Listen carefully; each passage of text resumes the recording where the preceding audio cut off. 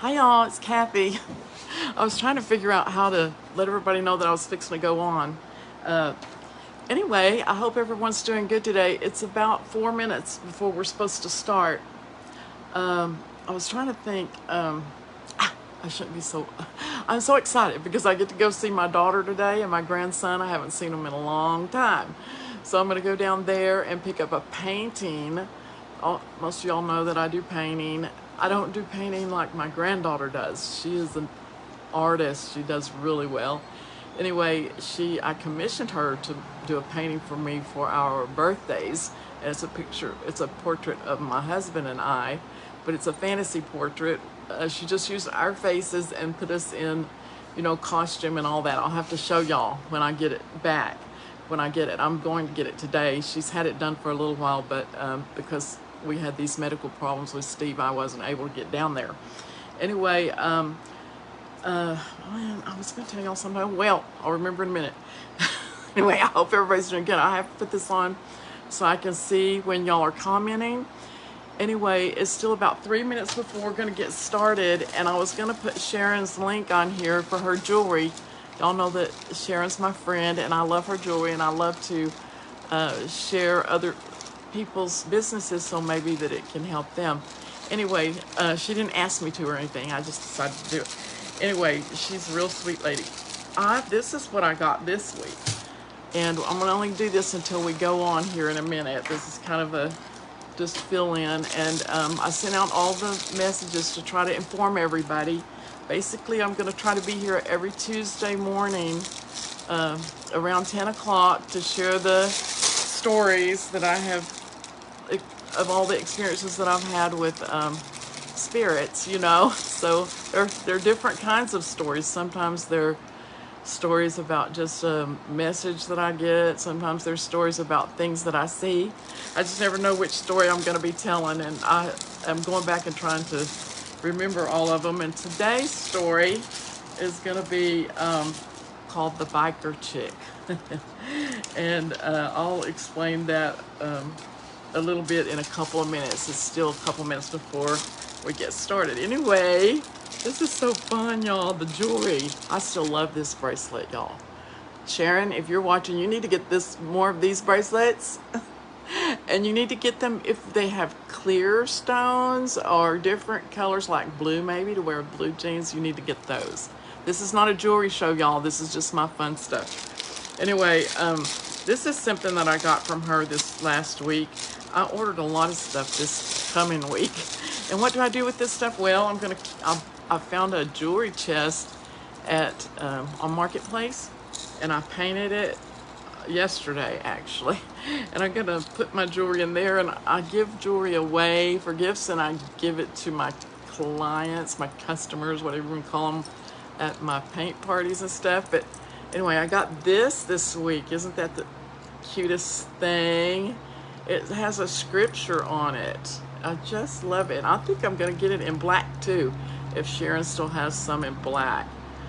Her name is Sharon Trickett Kennedy, and I'm pretty sure she'll come on here and tell us what her website is. She sells this jewelry, and she goes live all the time. So I will make sure we get a link on here at some point. I may have to do it after a while. Anyway, that's the jewelry, and then here's a little bracelet that I got. Let me take it out. So it's 10 o'clock now. Hi, y'all. Some of y'all are coming on now. I'm not doing a jewelry show. I'm just sharing with y'all what I got this week with my jewelry, just for fun. Today's story is going to be called The Biker Chic. And anyway, this is a bracelet that I got from Sharon this week. Isn't that cute? Anyway, I'm just trying to show jewelry so everybody will watch my friend Sharon on her program. Anyway, this story is about when I had gone. Some of y'all have watched some of the other episodes before. Basically, I had owned a hair salon that was haunted by a woman, and this thing is telling me to do weird stuff. I'm not going to bring anybody onto the video or anything, y'all, but it's different today. I don't know why, but it's telling me to do things it's never told me to do before. So maybe I set it up differently. I don't know. I'm trying to learn how to do this. I want it to be sort of like just a live podcast type of thing every week at 10 o'clock. Anyway, many of y'all watched some of the other stories where I had had a haunted hair salon. I think I told y'all about that, but I don't think I told. What I did was I did a podcast for another person, and I told that story, and it's the story that I wrote my first book about, called Surrounded by Spirits, by Cathy Graves. Cathy is with a C, and Graves was my maiden name, Graves, and it is sold on BarnesandNoble.com on their online store. Anyway, that's the best place to get it from.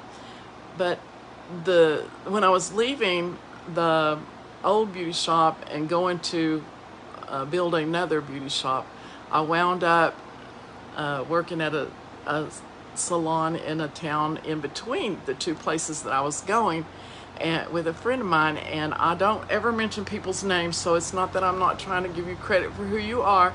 It's just that I try not to involve people in my stories. I just call people by a different name, or I use a phrase to describe them, like grandmother, mother, father, Biker Chic. So this lady, the Biker Chick's actually a super intelligent, very friendly person. So, but we all have things in our life that maybe it's a root that's hurting us, and we have to confront it at some point, and something happens that stirs us up or makes us angry, and we have to get that root out of us.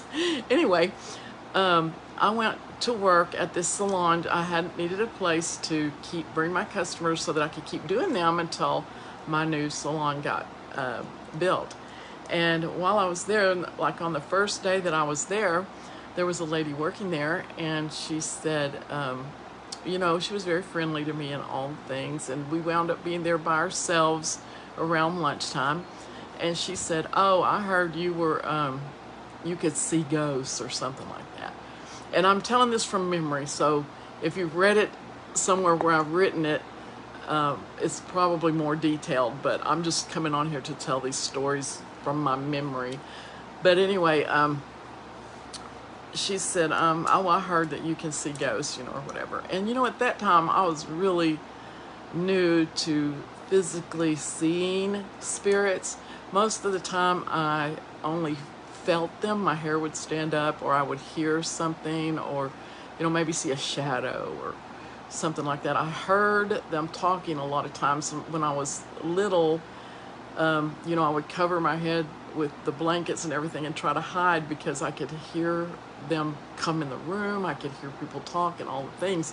And of course, I've been tested to make sure that it's not schizophrenia or anything. And I was tested by forensic psychologist, and no, I just have this ability, and they think that the ability came from because I drowned when I was 12 years old, and they say that a death or a near-death experience opens up a different part of the brain and causes you to be able to see and sense things that other people can't.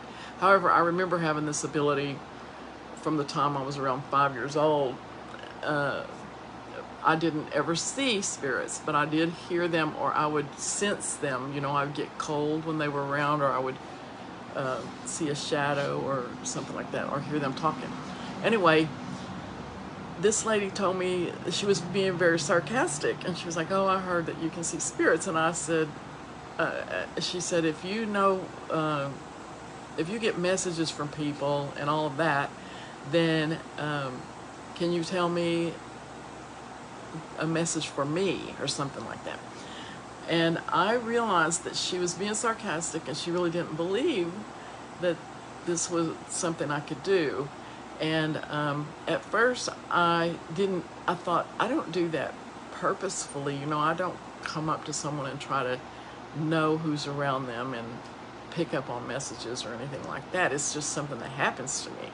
But then I thought, I wonder if I could get something about her if I tuned into her spirit. And because I was a little, I guess, offended by her remark. And so I just, I pray instantly, and I just kind of prayed about it. And I was like, well, I don't know, Lord, do you have something to tell me about this woman? So I sat there, and sure enough, I said, yeah, actually, I feel like your mother is around you. And she couldn't believe it, because that is exactly what the issue was. And I said, and she started, being emotional. And I was like, it's okay. I said, if I get anything from her, I'll let you know. But right now, she just wants you to know that she's been around you. However, she does tell me that you've seen her and in the house or something. And she said yes, that she had seen her when she was washing clothes one day. She looked up and she saw her on the catwalk that was in her living room. And in that area that I lived in at the time, there were several homes that had catwalks built on their second story, where you could see the people walking around up there. So that was interesting that her mother had told me that. Well, anyway, customers came. We had to go back in the salon and everything. And I wound up being there for not very long, but during the time that I was there, these are the things that happened with this particular lady. Anyway, I went home, and the mail came, and I checked the mail, and I got this letter. And, it was a bill that I needed to pay. So I opened it and wrote the check out. This is back in the days when you used to write checks out. I wrote the check out, and I was trying to put it back in the envelope, and you always have to put the little, other part of the paper that has the address where it's going. You have to put that back in to the envelope. Well, as I was trying to put it back in the envelope, I couldn't get the return address to show through that filmed area. And I kept trying, and I would turn it around and try again, and it just kept aggravating the heck out of me. And I finally just looked at the thing, and I was trying to see where it was going, because I really had never even paid attention. And it was going to a certain town. Again, I'm not going to mention names because I don't want to indicate anyone. But anyway, it had a certain name on it.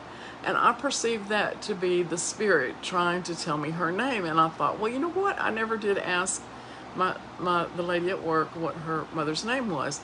So I went ahead, after I realized the spirit was trying to tell me her name, that was a totally unusual name, I said out loud, oh, you're going to have to do better than that. And I have learned not to challenge spirits, because they will show you. But anyway, I got it. Then I was able to get it in the envelope, and I mailed it, and, didn't think anything else of it. The next day I go back to work, and I was talking to the lady. I said, you know what? I forgot to ask you what your mother's name was. And she told me, and it was the first 4 letters of the name on the envelope were the first 4 letters of her mother's name, which was a very unusual name. And I thought she was trying to tell me her name. How weird. I guess she's trying to contact me in some way. So I worked, and then when I came home, my husband said, you need to tell your ghost to stop, to get that out of this house. He used a bad word, because I'm not putting up with this stuff. And I said, what are you talking about? And he said, come in here. And so I went in there, and in the kitchen, every cabinet door was open in the kitchen. And the closet to the pantry, all the doors were open in the kitchen. And he said, that's not all. And so he took me upstairs, and all of the closets and all of the armoire drawers were open in all of the bedrooms. So every door in the house was open. Now I know what everybody's thinking. That's because you open doors. No, spirits just do that. That's one of the very common things that spirits will do, is they will open cabinet doors, and they will open drawers and things like that. So anyway, I thought it was funny. It didn't scare me at all. I was like, well, that's interesting. She's trying to let me know she's around, because I told her she's going to have to do better than that, Well, all of a sudden, I got sick the next day, and I wasn't able to go to work. And I stayed home, and I was in bed, and I just kept getting sicker and sicker. And then it got dark. I think this was like the second day that I was sick. It got dark and I was laying there, and I was on the top story of my house, and the lights from the street shined through the blinds, and so I could kind of see around the room a little bit. Anyway, I felt someone come in and sit down. The door didn't open to my room, and I felt someone come in and sit down. I was laying on my side, and I felt them sit down behind me, and my back was touching them. And I knew that nobody had opened the door, so my husband wasn't coming in the room or anything. And of course, my heart dropped, and I feel someone run their hand down my leg to my ankle. And like, it's like they wrapped their hand around my ankle. And I thought, oh my gosh, I started thinking of all the scary movies I've seen, you know, and I thought they were going to pick me up and throw me out the window, you know, of the top stories. We watched too many movies. Anyway, I was terrified, and then I hear this voice say, "This is Mother." Well, I knew it wasn't my mother because she had not passed away, and it did not feel like my grandmother, who has come to visit me since she passed away, and it didn't feel like my grandmother. And I thought, this is the lady's mother, and she was trying to comfort me because I was sick. And then she spoke, and she said, I'm going to have to use a different name here. Tell Angie that no, she said, I want you to get Angie the book. I want you to get Angie The Cross and the Switchblade. I did not know what the cross and the switchblade was. I didn't know what she was talking about. And then something triggered in my memory. I was trying to change names, so I messed up and couldn't remember my story. I'm doing really bad today, y'all, but I'm thinking about being gone because I'm fixing to go to my grandson's house. Anyway, she said, get Angie The Cross and the Switchblade. And I was sitting there going, I have heard that from somewhere, but I have no idea what it is. And then a memory came to my mind from the time I was like 12 years old. And I remembered that my youth director had told us to read a book called The Cross and the Switchblade. It was a book.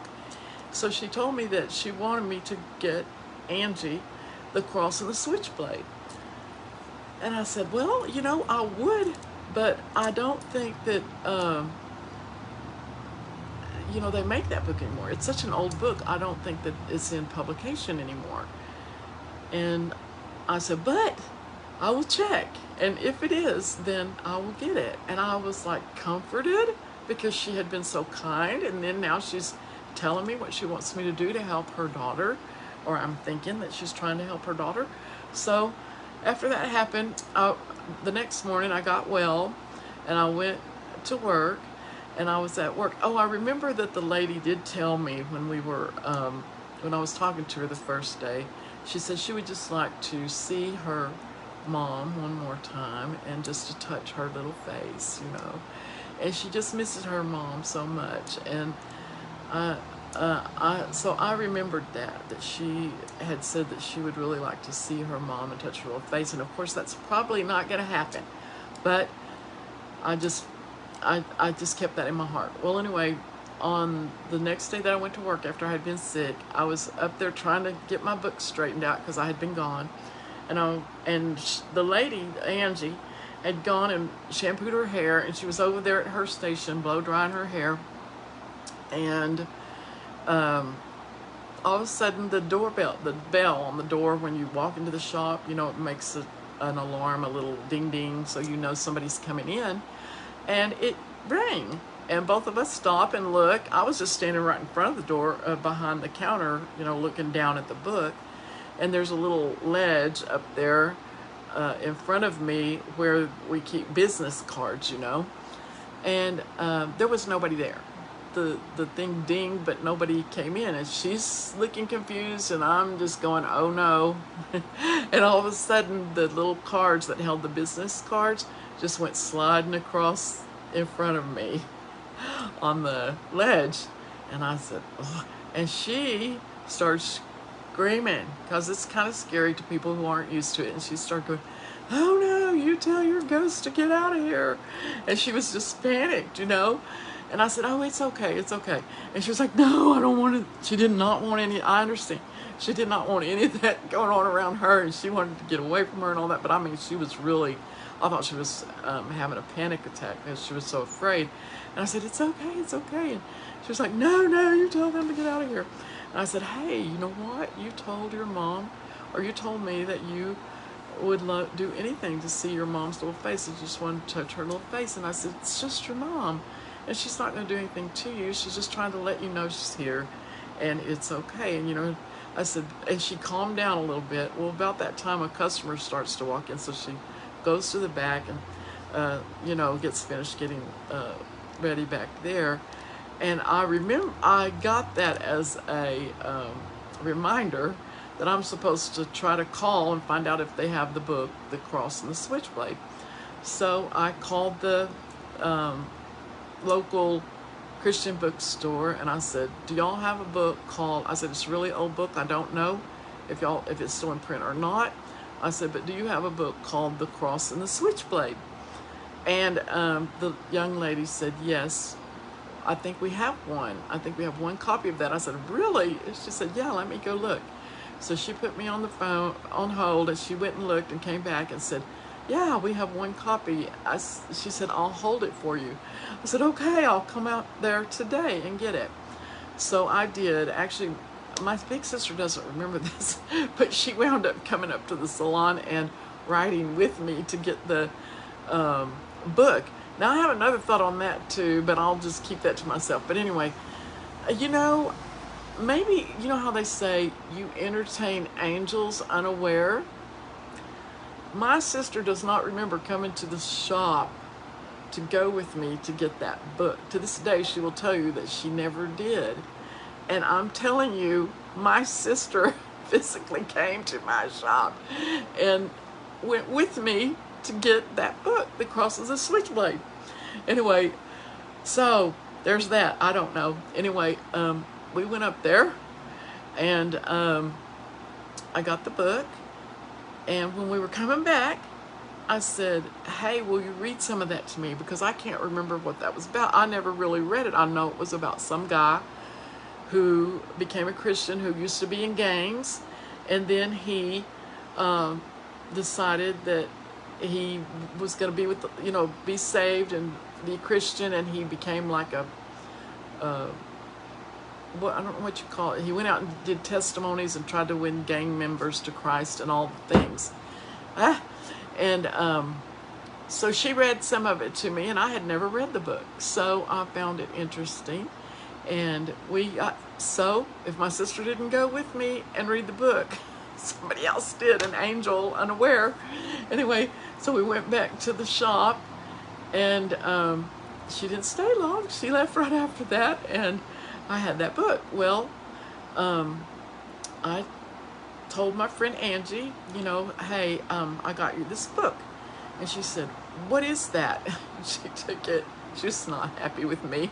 Anyway, she took it and she read it and she said, what would I want that for? And she just threw it across the room and it landed in the shampoo bowl on the other side of the room.